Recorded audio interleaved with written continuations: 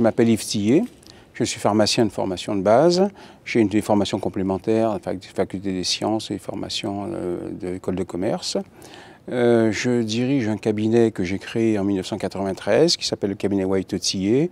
Nous sommes un cabinet de consultants et d'experts et notre métier c'est l'évaluation et la réglementation des produits de santé, principalement les médicaments et les dispositifs médicaux, mais également les produits combinés ou tout autre produit à visée médicale comme les compléments alimentaires ou les produits cosmétiques. Alors j'étais très heureux d'être invité aux 3e rencontre santé algues et mer à Deauville.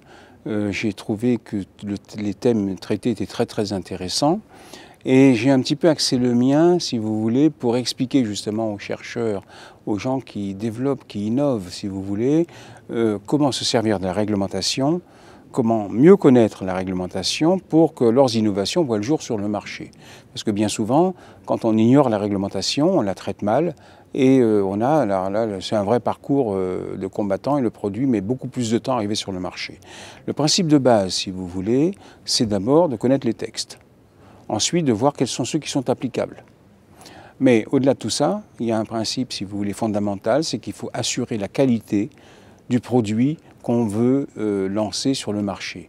Et il faut l'assurer par une qualité initiale suffisante, par la reproductibilité de cette qualité lot par lot, et également par la durabilité de cette qualité, puisque le produit va être dans un conditionnement avec une durée de vie, une date de péremption, et il faut que ces propriétés fondamentales soient respectées.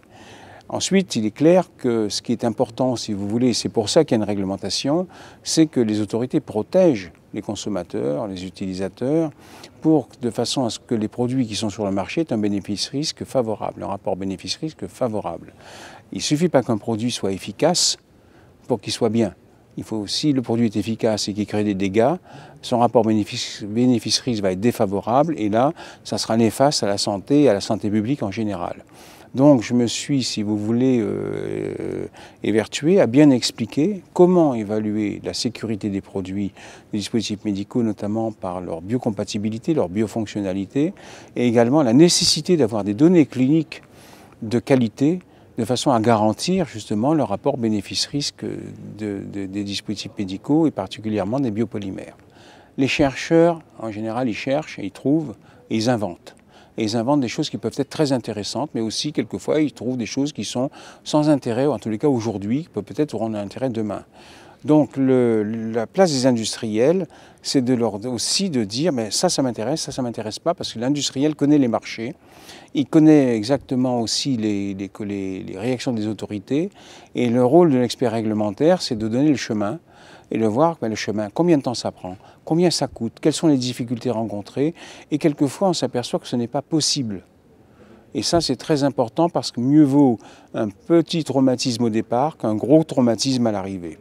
Donc voilà pourquoi, si vous voulez, c'est très utile qu'il y ait ces rencontres tripartites.